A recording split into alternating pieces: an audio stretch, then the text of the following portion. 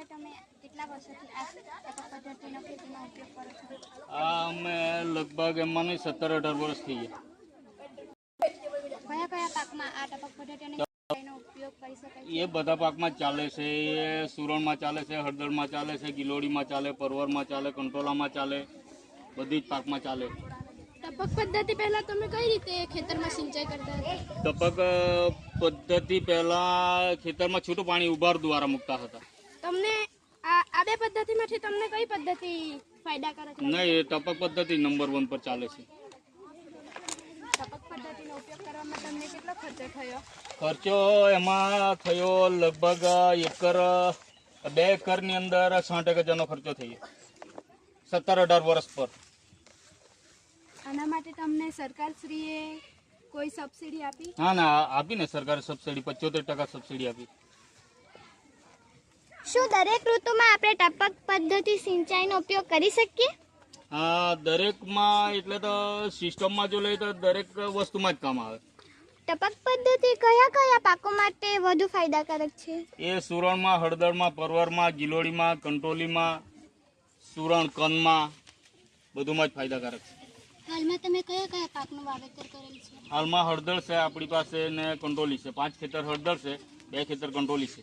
કંટોલા જ પાક લેવાનો તમને શા માટે વિચાર આવ્યો? વિચાર એમાં થોડુંક આ પ્રોડક્ટમાં મહેનત કરીએ 2 પૈસા થોડા વધારે મળે છે. હાલમાં તમે કંટોલાનું વાવેતર કર્યું છે તે સિવાય બીજા કયા પાકો છે જે ચોમાસામાં થાય છે? ચોમાસામાં તો સુરણ થાય છે, હળદર થાય છે, કન થાય છે, બીજું પરવર કે કંટોલાથી માંડીને બધું જ ચોમાસામાં થાય છે. દૂધીથી માંડીને બધું જ. મુકેશભાઈ, આ પાક માટે તમે કુદરતી કે રાસાયણિક ખાતરનો ઉપયોગ કર્યો છે? અમે વધારે પ્રમાણમાં દેશી ખાતર, આપણે ગાય ભેંસોનું ખાતર વધારે પ્રમાણમાં નાખીએ છીએ. આ કંટોલાનો પાક તૈયાર થવામાં કેટલો સમય લાગે છે? એ 90 દિવસ લાગે છે બધા. કેટલા દિવસે તમે કંટોલાના પાકની નોંધણી કરો છો? એ 4 દિવસે. કેટલા મણ કંટોલા થાય છે?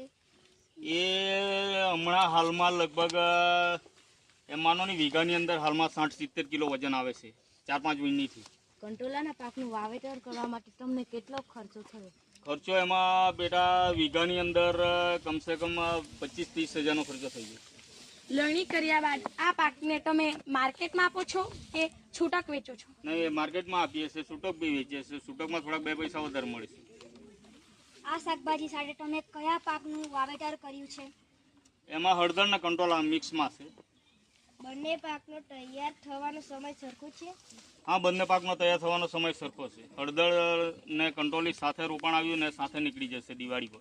એ લગભગ મેની 10 તારીખે રોપાણ આવ્યું એટલે દિવાળી સુધી ચાલશે. 5 મહિના 5-6 મહિનામાં એ 2 પાક તૈયાર થઈ જાય. શું ખેતીની આવક ચાલે છે? ખેતીની આવક તો બેટા એ તો એમાં એવું કે સિઝનની કિંમત છે. કોઈ બી સિઝન બધી અલગ આવે પાકની, એટલે સિઝનમાં ખેતીની મતલબ ખેડૂત પર આખું વર્ષ એક ધારા પૈસા નહીં આવે. પૈસા આવે પણ સિઝનમાં પૈસા આવે. શું ખેતીમાં તમને ફાયદો થાય કે કોઈ વાર નુકસાન પણ? નહીં, ખેડૂતોને થોડુંક ધ્યાનપૂર્વક આપણે મહેનત કરીએ ફાયદો ને ખેતીમાં. થોડુંક ધ્યાનથી થોડીક સિઝન સાચવી લે તો. શું ખેતીની આવકથી જ તમારે ઘરનું ગુજરાન થાય છે કે પછી તમે બીજો બિઝનેસ બેટા કોઈ નથી, ખેતીથી. મુકેશભાઈ, તમારો ખૂબ ખૂબ આભાર. તમે અમને ખેતીને લગતી માહિતી વિગતવાર સમજાવી અને તમારા પ્રત્યે અમને ખાસ માહિતી જાણવા મળી અને તમે તમારો કિંમતી સમય અમારા પ્રત્યે આપ્યો તે બદલ હું સર્વે વતી આપનો આભાર માનું છું. Very good, thank you. ચાલો ભાઈ, આમ પાછળ ઉભા રહે આમ સાઈડ માં નીકળ્યો તે આંગણામાં જઈને ઉભા રહો. આંગણામાં જઈને ઉભા રહે. ધીમે ધીમે જાવ, વેલા નહીં તોડતા. ના, કઈ નહીં, સાયામાંથી કોઈ બેવાય નહીં. ઉપર ચડ્યો. એકદમ આસ્તે,